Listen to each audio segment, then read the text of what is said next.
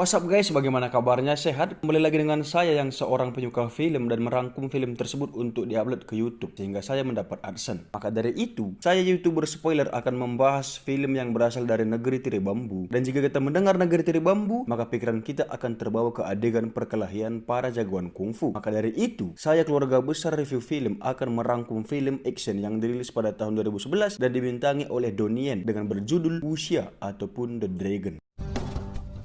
Sedikit ringkasan tentang film ini, yang mana film ini bertema action dan berpadu dengan sains yang berfokus ke pengobatan tradisional China atau sering kita sebut dengan akupuntur. Dan akupuntur sendiri di Indonesia sudah diresmikan antara tahun 1963 dan 1975.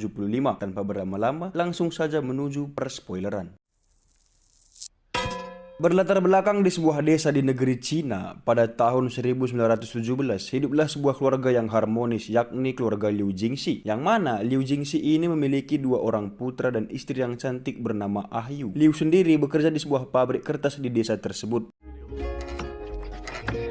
Terlihat Liu menikmati dan menjalani kehidupannya dengan normal seperti manusia pada umumnya, tanpa mengeluh bahkan saat channel YouTube-nya belum memenuhi syarat untuk dimonetisasi dan terkadang juga terkena strike karena melanggar hak cipta. Beberapa hari kemudian terlihat Liu sedang memperbaiki jendela sebuah toko kelontong. Tiba-tiba datanglah dua orang asing atau kita panggil saja si Cepak dan si Gondrong. Yang mana maksud kedatangan mereka adalah untuk merampok sang pemilik toko kelontong atau kita panggil saja Ucok. Namun si Ucok yang tidak ingin memberi uangnya pun mencoba menyerang mereka dengan sebuah tongkat yang sudah disediakannya. Namun karena tenaga yang sudah tak kuat lagi, serangan Ucok dapat dengan mudah ditangkis.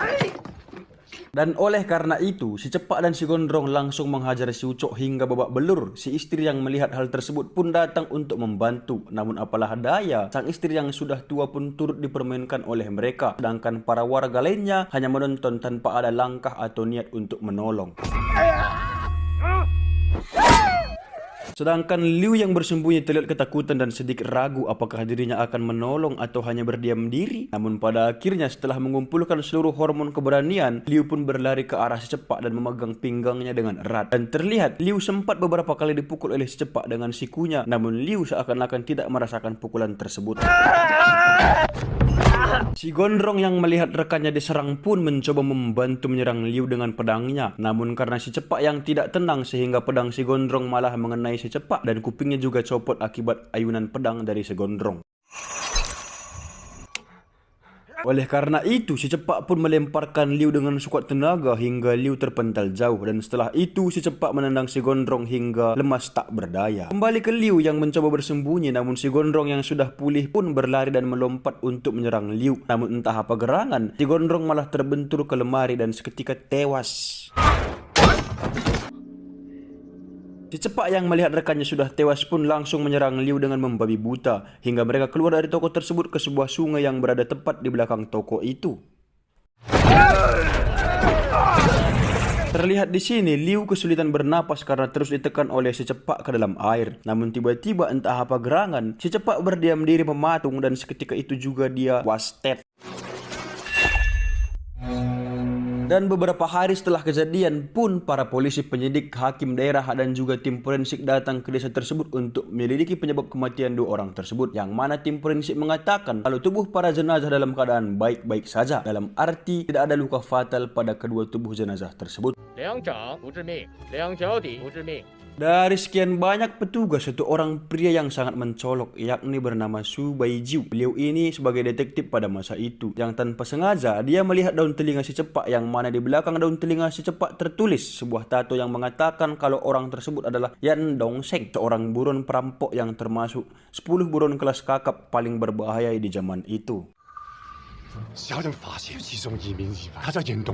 Su Baijiu yang mengetahui hal tersebut langsung melaporkannya kepada hakim tingkat tinggi di daerah tersebut. Sang hakim yang mengetahui hal itu pun merasa senang karena permasalahan di daerah yang dipimpin sudah selesai. Oleh karena itu, sang hakim pun mengangkat Liu menjadi pahlawan desa. Namun berbeda dengan Subaiju karena menurut dia hal tersebut bukanlah suatu kebetulan, karena secara logika masa seorang pria yang biasa-biasa saja berprofesi pembuat kertas mampu membunuh 2 orang buruan kelas kakap lu, bukan kelas penipuan Kinomo ataupun kasus korupsi, kata Subaiju dalam hati. Maka dari itu pada tanggal 17 Juli 1917 Subaiju pun diutus untuk menyelidiki lebih dalam lagi sebab akibat 2 buron tersebut mati.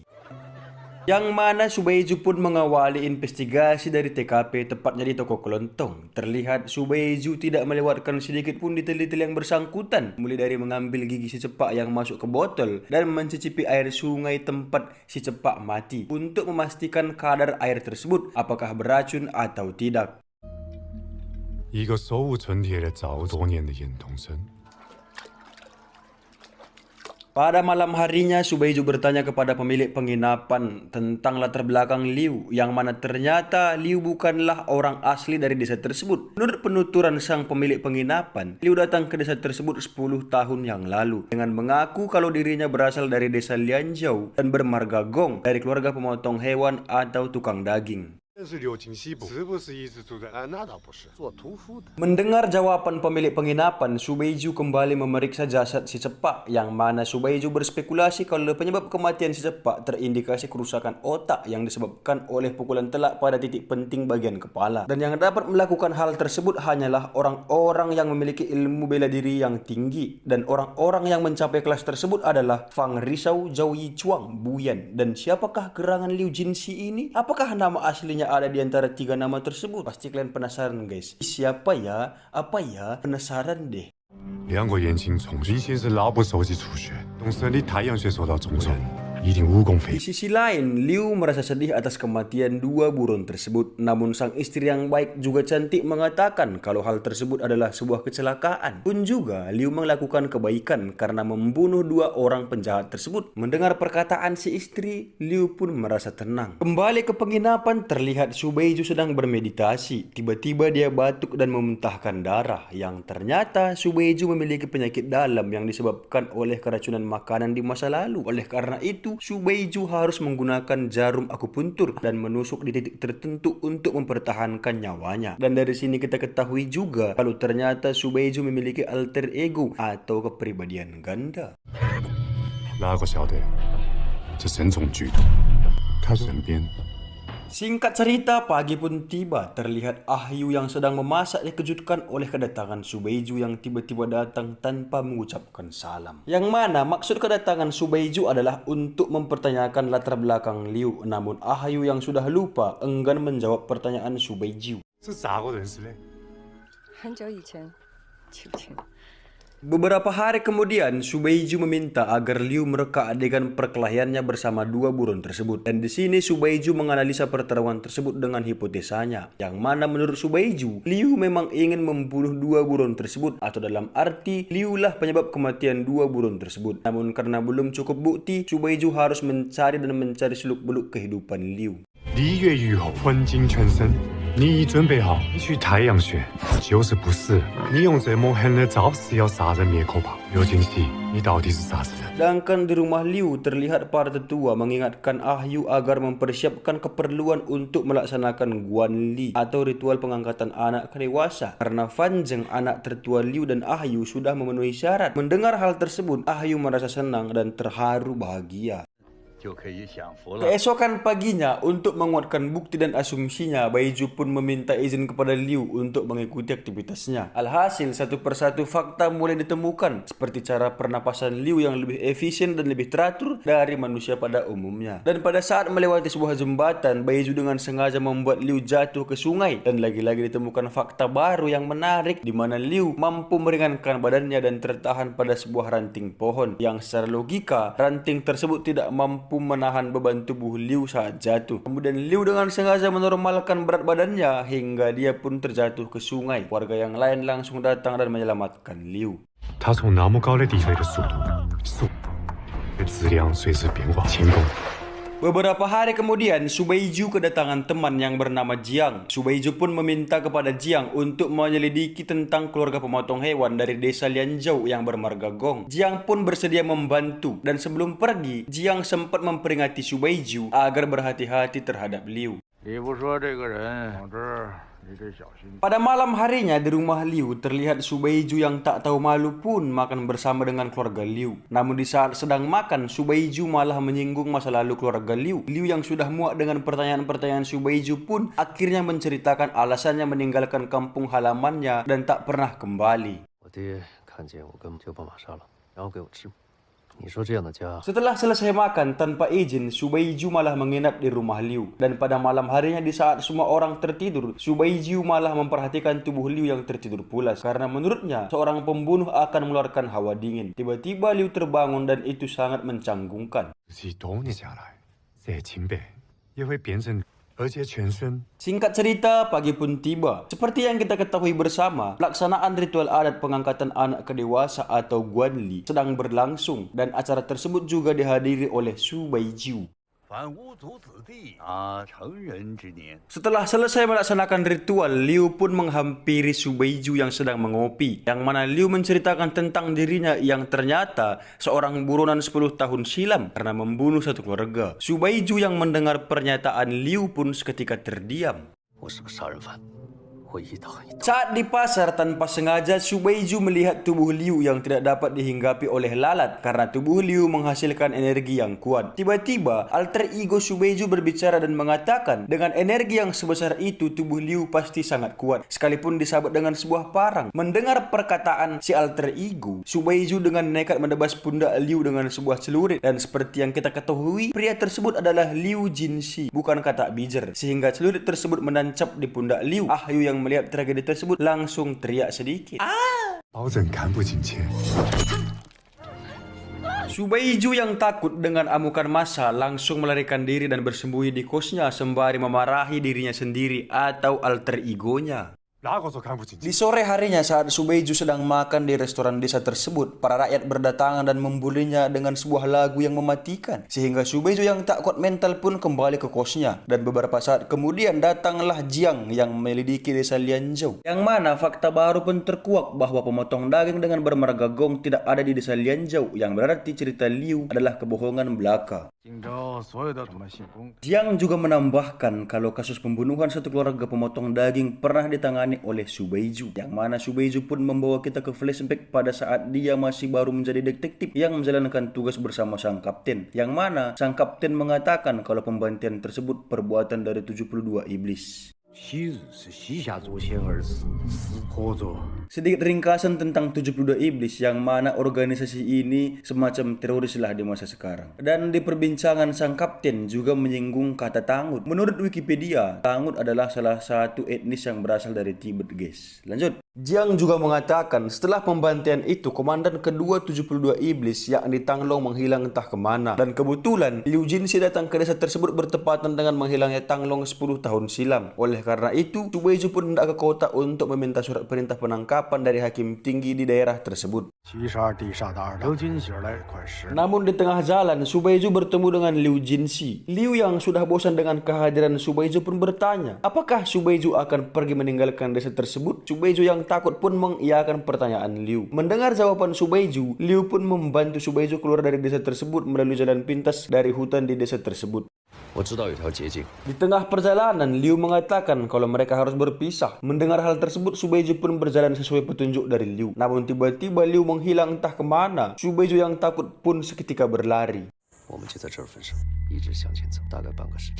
Singkat cerita, Subaiju sudah sampai di kota dan Subaiju meminta tolong kepada sang kapten untuk memberinya bantuan sejumlah pasukan. Namun sang kapten yang tahu bahwa 72 iblis adalah organisasi yang kejam dan berbahaya sempat memperingati Subaiju agar menyudahi pengejarannya terhadap Liu. Namun Subaiju tidak menghiraukan saran sang kapten. Beberapa hari kemudian, Subaiju pun mendatangi pengadilan untuk meminta surat perintah. Namun sang hakim yang jujur juga baik hati meminta sogokan sebanyak 20 tael perak. Sehingga Subaiju marah dan merasa kesal karena dirinya tidak memiliki uang sebanyak itu.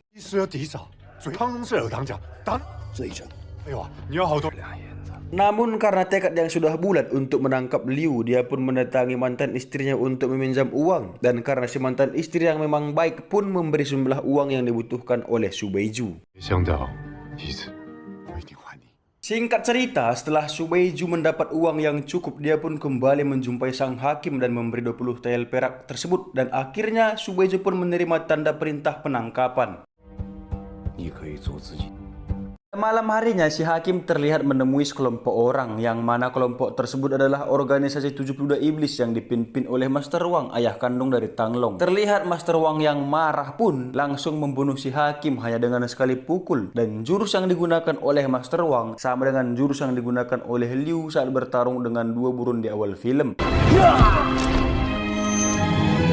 Dan keesokan harinya di desa terlihat para rakyat merayakan sebuah pesta untuk Liu Jinxi yang diangkat menjadi pahlawan desa karena berhasil membunuh dua buron di awal film. Namun di sisi lain terlihat beberapa orang berkuda membakar rumah warga, sedangkan Liu terlihat mulai gelisah memperlihatkan sekitar.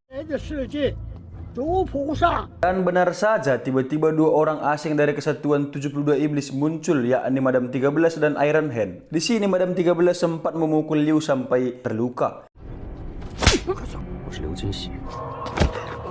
Namun Liu tetap tidak mengatakan bahwa dirinya adalah Tang Long. Maka dari itu, Madam 13 membunuh salah satu tetua desa. Namun Liu tetap tidak mengaku. Hingga akhirnya saat Madam 13 ingin membunuh tetua yang lain, Liu pun melempar kursi ke arah Madam 13. Iron Hand yang melihat rekannya diserang pun menyerang balik ke Liu, dan disinilah kenyataan dan kebenaran juga fakta yang aktual bahwa Liu adalah Tang Long, komandan kedua atau anak kandung dari Master Wang, pemimpin 72 iblis yang sudah hilang selama 10 tahun. Terlihat pertarungan 2 lawan 1 pun tak dapat dielakkan, namun di dalam pertarungan terlihat Tang Long lebih unggul, bahkan dengan mudah membunuh Iron Hand.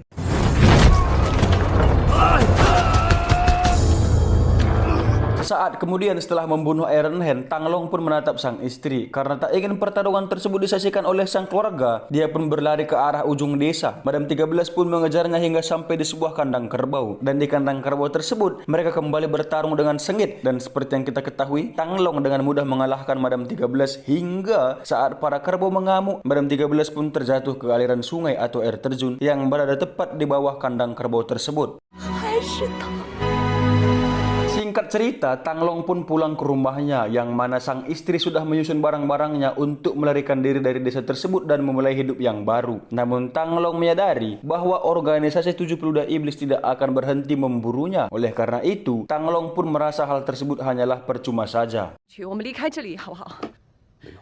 Dan pada malam harinya saat Xiao Tian anak Tang Long tertidur, dia pun memperhatikannya, dan seketika Tang Long teringat saat dirinya membunuh satu keluarga yang menyisakan satu orang anak kecil yang masih hidup, yang mana hal tersebut membuat Tang Long menangis dan merasa bersalah. Di pagi harinya, ritual pemakaman korban dari 72 iblis pun dilaksanakan. Bersamaan dengan itu, Su Beiju pun datang dengan beberapa polisi. Sehingga Tang Long yang melihat kedatangan Su Beiju pun bertanya, "Kenapa engkau kembali?" Katanya gitu, guys. Polisi yang mengetahui bahwa pria yang di depan mereka adalah Tang Long pun langsung pergi karena takut. Setelah selesai melakukan ritual pemakaman, para warga pun mengungsi sementara untuk menyelamatkan diri. Di malam harinya terlihat Su Beiju dan Tang Long berdiskusi untuk mengelabui 72 iblis yang akan menangkap Tang Long. Yang mana Su Beiju mengatakan Tang Long harus bisa dibuat seakan-akan sudah mati, dan cara tersebut hanya bertahan selama 15 menit. Dan jika lewat dari waktu yang ditentukan, maka Tang Long akan benar-benar mati. Dan rencana pun dijalankan, yang mana di pagi harinya Su Beiju sengaja membawa Tang Long yang pura-pura mati melalui jalan yang dilalui oleh anggota 72 iblis. Dan oleh karena itu, salah satu komandan divisi bernama Su Kun langsung memeriksa keadaan Tang Long. Setelah memastikan bahwa Tang Long sudah mati, mereka pun menyanyikan lagu ritual sembari menabur-nabur beras. Sedangkan di tempat pengungsian, Master Wang datang dan mencari anak Tang Long bernama Xiao Tian. Kembali ke Tang Long, karena perkiraan waktu yang sudah mulai habis, Su Beiju pun segera menyelamatkan Tang Long dengan cara menekan dadanya. Namun Tang Long tidak memberi respon sedikit pun. Di saat Subeju mulai menyerah untuk menyelamatkan Tang Long, tiba-tiba dia terbangun dan Tang Long mengambil pedang sukun untuk memotong tangannya sendiri sebagai tanda kalau dirinya bukanlah bagian 72 iblis lagi. Mendengar pernyataan Tang Long, Sukun kembali menyanyikan lagu keramatnya dan pergi meninggalkan Tang Long sembari berpesan bahwa Master Wang sudah menunggu kedatangan Tang Long di rumahnya. Singkat cerita, Tang Long pun sampai di rumahnya yang mana Master Wang, Ahyu dan kedua anaknya sudah menunggu Tang Long untuk makan malam. Dan setelah duduk, Master Wang pun menceritakan kisah Tang Long saat masih kecil sehingga membuat Tang Long terharu. Namun Tang Long yang sudah bertobat pun mengatakan dirinya bukan lagi bagian dari 72 iblis, sehingga Master Wang yang marah pun ingin membunuh Xiao Tian. Namun Tang Long berhasil menyelamatkannya. Setelah itu, pertarungan antar ayah dan anak pun terjadi, yang mana Tang Long dengan satu tangan menggunakan golok untuk melawan Master Wang. Namun terlihat Master Wang yang sudah belajar ilmu rawa rontek, debus dan tarekat pun tak mempan terhadap tebasan golok cap buaya dari Tang Long.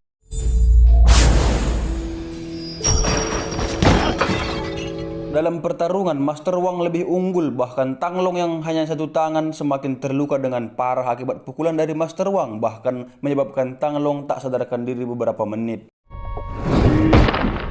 Di sela-sela pertarungan tersebut, terlihat Subeju yang berada tepat di bawah Master Wang pun langsung menusuk kaki Master Wang dengan jarum akupuntur yang selalu dibawanya, sehingga membuat beberapa saraf Master Wang putus. Dan oleh karena itu, Master Wang langsung menangkap Subeju, namun Subeju kembali menusukkan jarum di leher Master Wang, dan Master Wang yang anti jarum langsung melemparkan Subeju hingga keluar ke halaman, dan terlihat juga hujan guntur sedang berlangsung. Sedangkan Ahyu terlihat mencoba menjauh dari pertarungan tersebut, namun karena mendengar tangisan Xiao Tan, Master Wang langsung mencoba menangkap Xiao Tan sehingga menyebabkan Ahyu terjatuh dan pingsan. Namun tiba-tiba Tang Long sadar dari pingsannya dan langsung menyerang Master Wang. Seperti yang kita ketahui bersama, Master Wang bukanlah tandingan Tang Long, sekalipun tangannya dalam keadaan utuh. Dan betul saja, Tang Long semakin lemah saat goloknya berhasil dilepaskan oleh Master Wang. Bahkan luka di lengannya juga diremas oleh Master Wang, sehingga hal tersebut membuat saya merasa ngilu.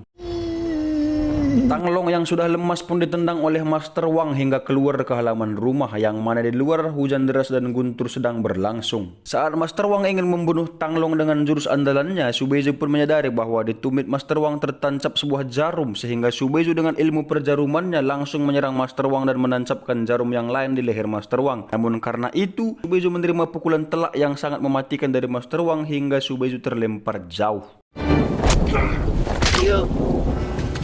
Namun tiba-tiba Master Wang tersambar petir dan wasted, sedangkan Tang Long merasa heran karena ternyata sebuah jarum dapat membunuh Master Wang yang tahan bacok. Namun Subeju harus mati karena serangan dari Master Wang, dan penyelidikan kasus 72 iblis pun ditutup. Beberapa hari kemudian, seperti biasanya, Tang Long menjalani hidupnya dan tidak harus lagi sembunyi dari bayang-bayang masa lalu. Ahyu juga sembuh dari parnonya. Pesan moral dari film ini adalah janganlah membunuh agar kamu tidak diselidiki. Untuk menutup film ini ada informasi tambahan. Tahukah kamu, pemeran utama dalam film ini tidak sama dengan pemeran utama di Layangan Putus. Sekian spoiler kali ini, sampai jumpa.